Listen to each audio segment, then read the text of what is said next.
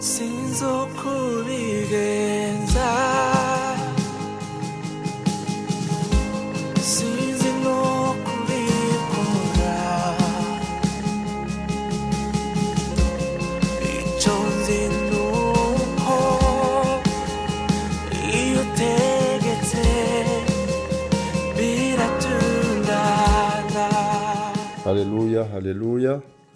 Yesu ashimwe ko twongeye kubona undi mwanya kugira ngo tugire icyo twiga ku bijyanye n'urugo rwacu, uko umuryango ugomba kwitwara. Uyu munsi tugiye kureba ibirebana n'umwana, uruhare rw'umubyeyi mu kuyobora umwana uko yagombye kwitwara muri iyi si ya none. Imigani 23:24.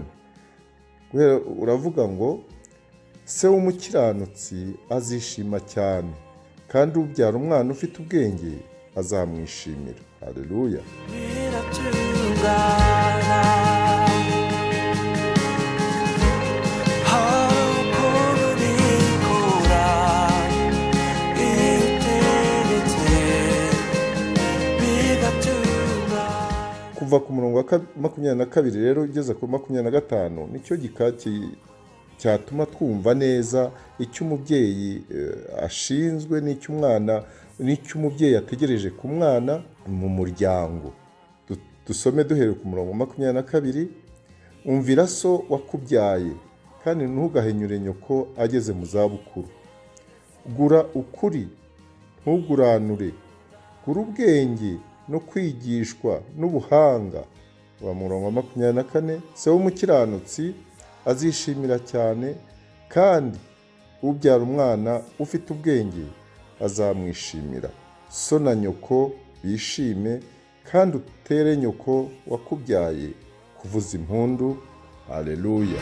Iyo utegetse biratungana. Ni igitabo cy'imigani cyanditswe na Salomo. Muzi neza yuko ari we wasabye Imana ubwenge kugira ngo ashobore kuyobora ubwoko bwa Isirayeli. Hariya rero yagiraga inama abo mu muryango, harimo uruhare rw'ababyeyi, kandi n'ukuntu umubyeyi yishimira umwana wakuze neza, warezwe neza. Hari rero uruhare rw'umubyeyi mu kurera umwana, ko muri uyu murongo dusanga ko umubyeyi iteka anezezwa n'umwana we iyo afite umutima w'ubwenge, ko ibyo yatojwe abigendamo neza. Natwe rero nk'abakristo ba nyabo dukwiye gukurikiza ibyo data adusaba. Ibyo adusaba kandi nta handi biri, biba mu ijambo ryayo.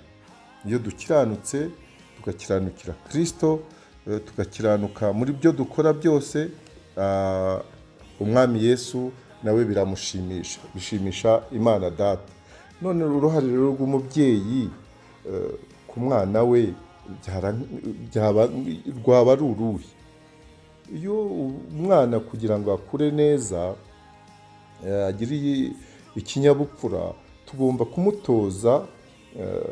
Umwana twagombye kumutoza gukunda abandi. Ni urwo ruhare rw'umubyeyi. Urundi mu kumutoza gukunda abandi, ukareba ibitekerezo bye, ukabiyobora ku buryo yumva neza ibintu uko bigomba kugenda. Ugomba rero kugira umwana ukamutoza gukunda abandi bana baba bari kumwe, bakina bari kumwe. Ikindi cya kabiri ni uko watoza nanone umwana gufasha abandi, cyane cyane nk'abakuze, akabatwaza, kumwe abakira nk'agatwaro baba bafite. Ariko urumva n'umwana nyine uba utangiye gukura. Turavuga umwana ibyo atozwa mu kigero cye. Ugatoza umwana kwitangira abandi. Icyo ni icya gatatu. Icya kane twavuga ni uko nk'umubyeyi yajya ashima umwana we igihe akoze neza, ukareba ukuntu umuhemba, ariko atari ukumuhemba ibintu by'igiciro kinini cyane, kumumenyereza, ariko kumuhemba no kumugira inama cyangwa kumuhana, ukamuhanana urukundo ku buryo mbese akosora ingeso ze neza. Icya gatanu twavuga umubyeyi ashobora gukora ni ukwigisha umwana kugira imyitwarire myiza, akagira ingeso nziza mu bandi. Icya gatandatu ni uko tugwiye kwereka abana, tukitwararika kubereka uburyo bagomba kugira ubugwaneza, mbese no kubaha ibyo bakora. Kubaha ibyo bakora, none ntitubatwaze igitugu. Icya karindwi twakora ni uko twatoza abana ikinyabupfura n'imyifatire myiza. Icyo rero ni inshingano ababyeyi bafite kugira ngo umwana akure azabe muri iyi si yitwara neza, afite ikinyabupfura. Icya munani yenda twavuga ni uko tugomba gutoza abana gushima, akavuga turakoze, agashima uwahamagaye, akamenya uko ahamagara umubyeyi cyangwa umuntu ukuze. Ibyo rero ni ibintu byose umubyeyi bimutera gushima umwana iyo akuze neza.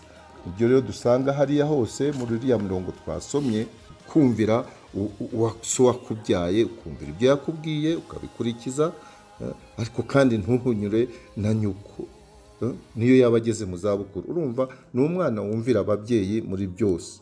Umwana nanone muri uriya murongo wa 23 ngo gura ukuri ntuguranure. Umwana rero ufite ukuri, kandi tuzi neza ko Yesu Kristo ari we nzira n'ukuri n'ubugingo. Ibyo iyo afite ukuri agira ubwenge kandi akagira n'uburere ndetse n'ubuhanga.